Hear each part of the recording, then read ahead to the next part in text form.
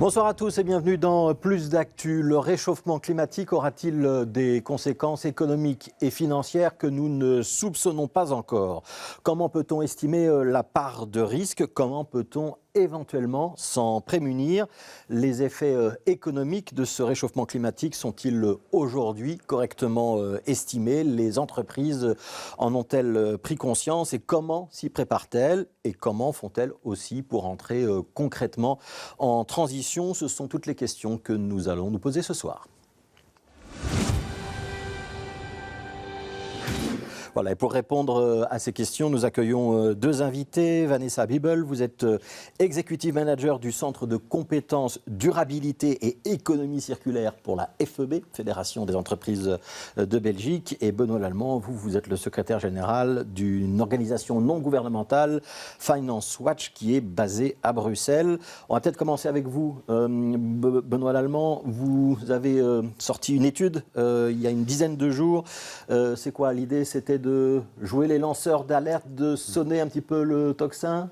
C'est ça. Donc le message principal de l'étude, c'est qu'on remarque une déconnexion très forte entre le discours des scientifiques du climat, d'une part, et le discours des économistes, d'autre part. Donc on a vraiment une forte dissonance. Donc d'un côté, on nous dit qu'avec une augmentation de la température qui est anticipée maintenant à plus 2 degrés, plus 3 degrés, on a des transformations profondes de l'économie, la vie dans la société organisée. Et de l'autre côté, les économistes et les modèles économiques prévoient plutôt des chocs économiques de très faible magnitude. Et donc le problème, c'est que le décideur politique reçoit, lui, le message du monde économique qu'en fait, il ne faut pas trop s'inquiéter et on va arriver à gérer tout ça. Donc les économistes seraient un petit peu trop optimistes ou pas assez pessimistes, Ce sont nos conclusions. Ou pas assez prudents. On y reviendra dans un instant. Vanessa Biebel, point de vue des entreprises belges, vous qui les suivez régulièrement, elles sont conscientes? C'est une préoccupation, le réchauffement climatique? Elles font les actions? Elles ont les yeux grands ouverts sur ce qui va se passer ou pas encore? Alors, elles sont extrêmement conscientes du changement climatique et elles s'y préparent. Mais effectivement, ça met du temps, ça met parfois un peu trop de temps par rapport à l'urgence. Mais il y a énormément d'actions qui sont prises. Il y a des actions législatives qui sont en cours. Donc, il y a toute une série de législations qu'on est obligé de respecter, des législations qui arrivent encore. Et donc, elles se mettent au diapason. Aujourd'hui, il n'y a plus un board des directeurs sans qu'on aborde la partie durabilité et transition économique et écologique. Et climatique. C'est intéressant d'ailleurs, il y a ce département à la FEB qui s'occupe spécifiquement de la durabilité et donc notamment du climat. Ça existe depuis combien de temps? C'est un département important ou qui est en train de croître à la FEB? Tout à fait, qui continue à croître puisqu'effectivement il y a des législations qui sont de plus en plus importantes dans ces domaines et donc on a de plus en plus d'experts qui sont obligés de se pencher là-dessus. Vous venez d'employer à 2 ou 3 reprises le terme de législation. Est-ce que ça veut dire que c'est important que le législateur donne des directions aux entreprises? Ça veut dire que sans législation, elles ne prendraient pas les actions elles-mêmes? Alors, il y a des actions qui sont prises parce qu'il y a beaucoup d'entreprises qui sont vraiment conscientes de ce qui se passe et donc elles prennent des actions. Mais c'est vrai qu'un cadre législatif permet à tout le monde de travailler sur le même pied d'égalité. Pour la compétitivité, c'est important des entreprises d'avoir un cadre, une direction claire, d'avoir un timing clair, savoir où on va. Et l'Europe a fixé, le timing, c'est clair, c'est être neutre en carbone d'ici 2050. Donc la direction, elle est fixée. Et maintenant, les États doivent mettre en place ce qui est aussi nécessaire pour les entreprises, pour les accompagner dans cette transition. Alors, on va rentrer dans le détail du rapport que vous avez publié à Finance Watch. Benoît Lallemand, d'abord un petit mot. C'est une organisation non gouvernementale basée à Bruxelles. Vous avez été créé dans la foulée de la crise de 2008. Vous regroupez des organisations comme des syndicats, une organisation comme Oxfam ou le réseau Financité, par exemple. On peut dire lanceur d'alerte pour vous ou pas? Lanceur d'alerte, on est une ONG donc créée suite à la crise financière, effectivement. Alors, je vous propose de voir un extrait de votre rapport. Les modèles économiques des décideurs politiques ne prévoient qu'un niveau bénin de perte due au changement climatique. Leurs prévisions sont très irréalistes et votre organisation estime que l'exposition des institutions financières aux actifs liés aux combustibles fossiles doit être quantifiée. Qu'est-ce que ça veut dire tout ça? Donc, si je comprends bien, ce qu'on a dit tout à l'heure, les prévisions, elles ne sont pas assez pessimistes. Vous êtes persuadé, vous, qu'on va avoir un risque économique et plus précisément un risque financier avec le réchauffement climatique? Alors, nous, on est persuadés de pas grand-chose. On se base sur, effectivement, la science climatique. On regarde les modèles économiques. Et effectivement, comme vous l'avez évoqué, on est Finance Watch, donc on regarde le système financier et on regarde la quantification du risque. D'accord ? On vient d'évoquer, il y a une seconde, des modèles économiques. Comme vous le savez, on est passé d'un modèle économique plutôt avec un État très interventionniste jusqu'à une trentaine d'années.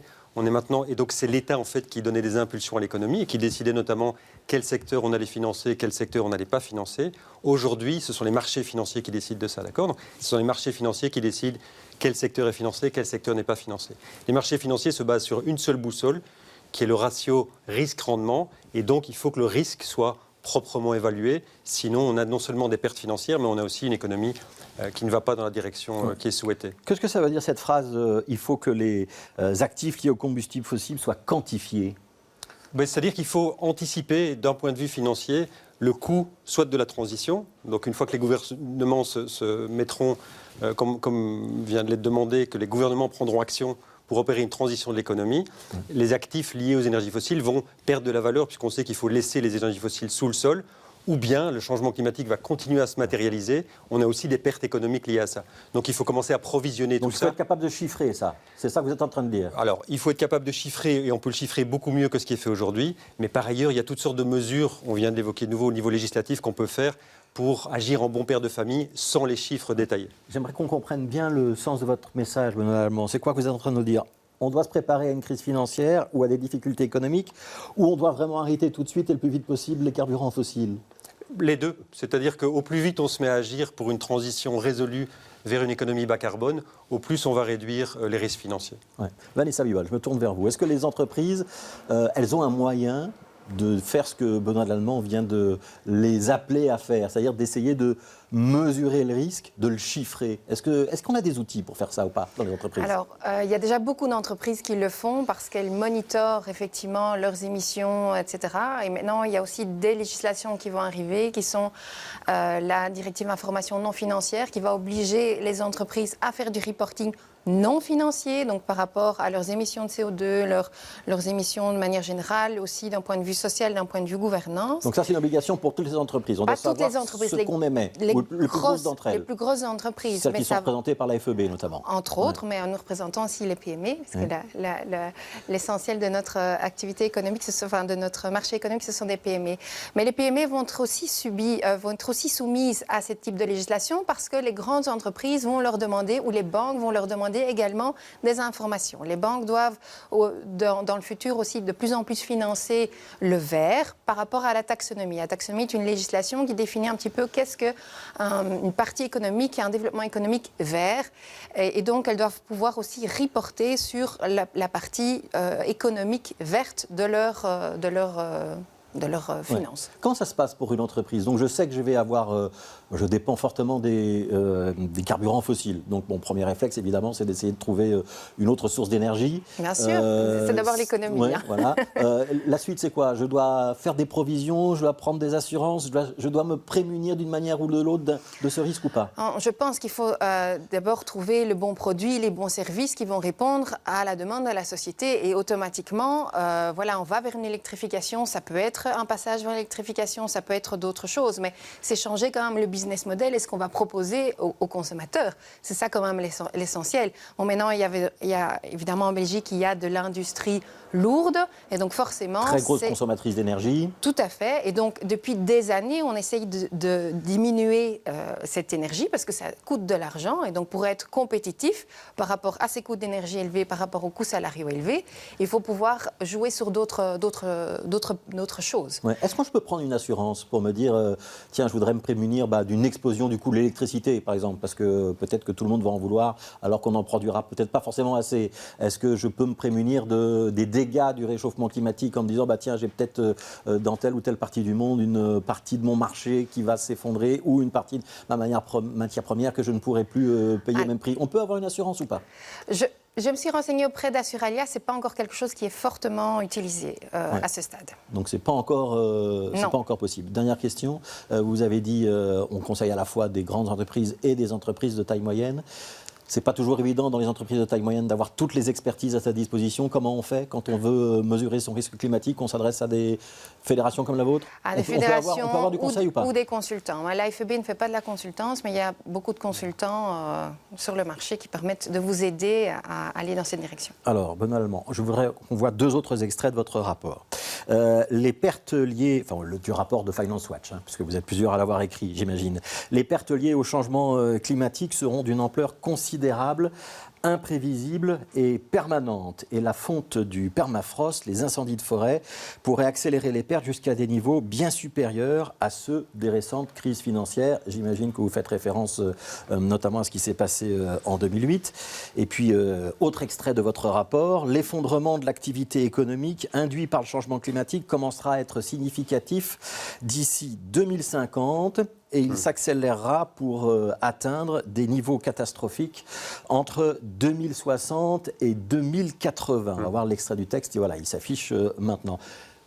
Vous nous faites un petit peu peur quand même, Benoît Lallemand, non, mais comme ça. Ça, c'est le GIEC et la science climatique. Donc malheureusement, ce n'est pas une ONG qui le dit. Donc ça, ce n'est pas vous qui l'inventez. Ce sont les Nations Unies. Donc c'est le groupe d'experts qui conseille les Nations Unies. Exactement. Mais ça veut dire vraiment qu'on est dans un scénario compliqué au point de vue climatique, ça on a compris, qu'on n'échapperait probablement pas à un réchauffement de l'ordre de 2 degrés, qu'on va donc dépasser les accords de Paris, mais ça veut dire qu'on va être aussi dans un scénario compliqué d'un point de vue économique et financier. C'est-à-dire forcément, ce que la science du climat nous dit, c'est qu'une augmentation de 2 degrés ou même de 3 degrés, ce qui est plutôt réaliste de nos jours, vu les tendances de production de CO2, créer des effets, si vous voulez, qui vont perturber toute la société et donc toute l'économie. C'est ça qu'il faut réaliser, c'est pour ça qu'il faut commencer la transition le plus vite possible, c'est la meilleure assurance. On a parlé d'assurance il y a une seconde, c'est le PDG d'AXA il y a quelques années qui disait un monde à 3-4 degrés n'est plus assurable, d'accord ? Parce que les pertes seraient beaucoup trop importantes. Et donc de nouveau, on utilise aujourd'hui la mauvaise boussole, c'est-à-dire quand les décideurs économiques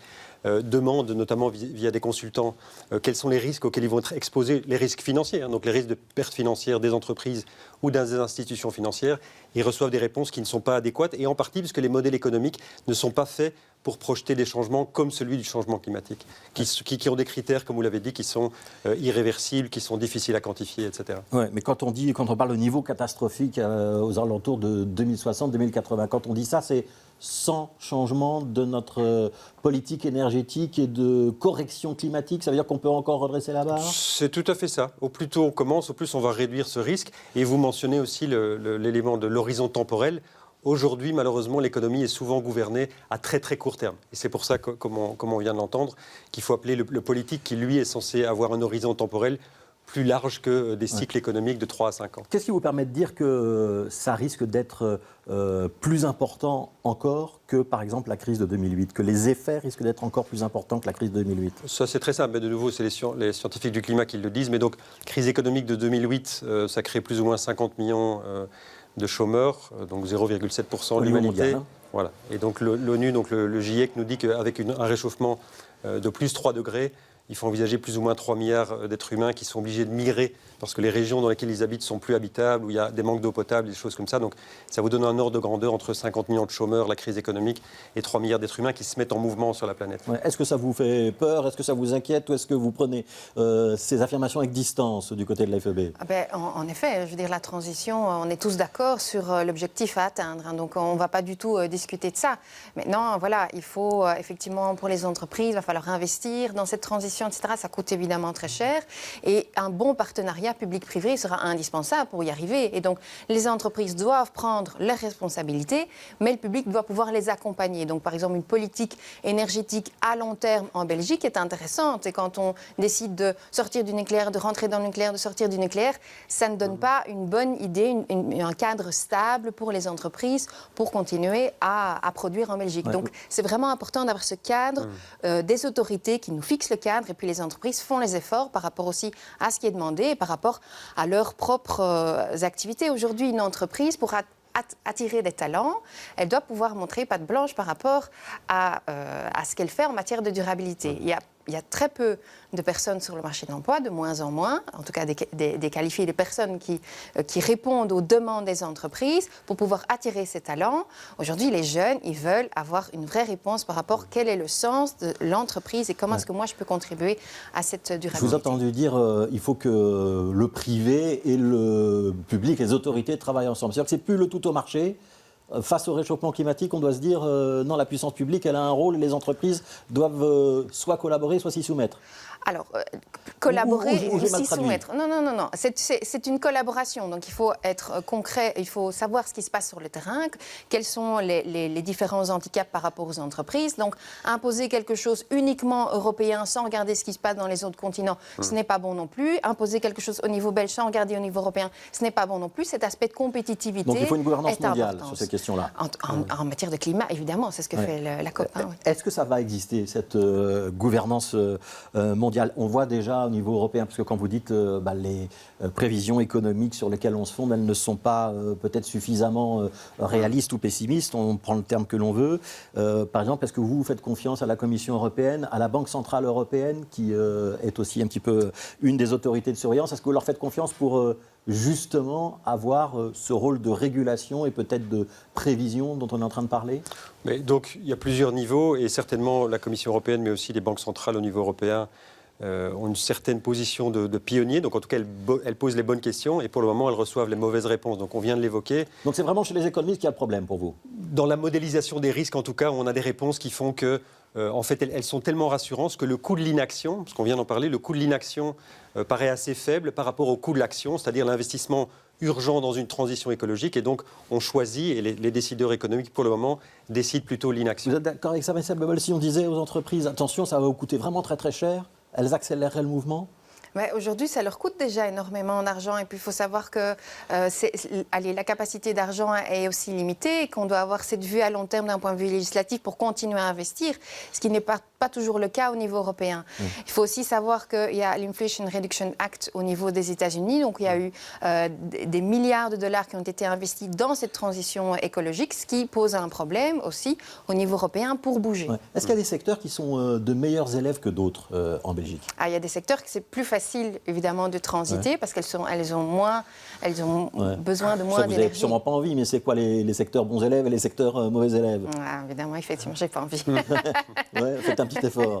Est-ce qu'il y a des secteurs où c'est plus facile d'innover, de réduire sa facture énergétique, de réduire ses émissions? Alors, il y a des secteurs où c'est difficile, mais on y voit quand même énormément d'innovation. Et tous les jours, je rencontre des entreprises qui font énormément et qui font vraiment des innovations, des investissements, des nouveaux produits, des nouveaux services, etc. Donc tout ça, ce monde économique bouge énormément. Et je suis dans le secteur depuis 20 ans et je peux vous assurer qu'aujourd'hui, ça bouge beaucoup plus qu'il y a 20 ans. Est-ce qu'il y a des entreprises qui sont prêtes à perdre des marges bénéficiaires ou à prendre des actions qui vont un peu nuire à leur compétitivité pour se mettre en ordre plus rapidement sur la politique climatique? Est-ce que ça existe? Ça existe, oui, bien sûr, ça existe. Il y a des entreprises qui décident d'arrêter l'exportation, il y a des entreprises qui ont un autre business model. Oui, tout à fait. Il y a beaucoup d'entreprises ça bouge, surtout dans tout ce qui est entreprise familiale, etc. Ça vous rassure, ça, d'entendre ça, globalement? Très moyennement, c'est-à-dire que de nouveau, les scientifiques climatiques nous disent qu'on n'avance pas assez vite. Il y a une étude de Oliver Wyman et du CDP qui mesure au niveau national partout en Europe les actions prises par les entreprises. Donc effectivement, ça progresse par rapport à il y a 10 ans, mais donc en Belgique, on parlait de 3% des entreprises qui sont vraiment alignées avec 1,5 degré, avec des plans de transition, avec des indicateurs de suivi de ces plans de transition. 3% d'entreprises, vous avez dit. 3% des entreprises en Belgique. Ça, Vanessa Bebel. Oui, selon une étude, je ne connais pas l'étude, donc je ne peux pas. Oliver Wyman, donc, qui sont des consultants de business, qui ne sont pas une ONG. C'est un problème de régulation. Est-ce que d'abord c'est effectivement un problème de gouvernance mondiale, comme disait Vanessa Bebel, ou est-ce que sinon on va se renvoyer la balle? Les entreprises belges vont dire on va attendre que les Allemands le font, et puis les entreprises allemandes vont dire on va attendre que ça toute l'Europe, et puis toute l'Europe va dire oui mais on va attendre que l'Asie le fasse également. C'est ça. Est-ce que c'est ça notre problème aujourd'hui? C'est un des problèmes. Donc c'est un problème de modèle économique général où on a une compétition généralisée. Les États et les régions sont en compétition les uns avec les autres. Et c'est sûr que comme ça, on ne va pas y arriver, puisqu'il y a bien quelqu'un qui devra bouger en premier. L'Europe peut le faire. Ça peut aussi être un critère de compétitivité de s'engager dans la transition écologique parce qu'elle va de toute façon devoir avoir lieu. Et donc oui, on peut déjà faire des choses au niveau européen. Est-ce que vous faites confiance au marché ou est-ce que vous dites aujourd'hui non, il faut que ce soit le politique qui reprenne la main, de préférence au niveau mondial si on peut, au niveau européen si on n'arrive pas à le faire au niveau mondial pour obliger les entreprises à aller plus vite et plus loin dans la transition? Mais il faut les deux. On va continuer à avoir besoin d'entreprises. Donc les entreprises doivent bouger, mais il faut rééquilibrer un petit peu. Et on l'a entendu, je suis très heureux d'entendre que même la FEB ici peut dire il faut rééquilibrer, l'État doit faire sa part. Le problème, c'est qu'au niveau législatif, là je dois bien vous le dire parce que c'est notre quotidien, en général, les entreprises font un lobbying assez puissant contre des réglementations européennes qui, très franchement, sont assez timides. On est sur la transparence, donc transparence par rapport à la durabilité.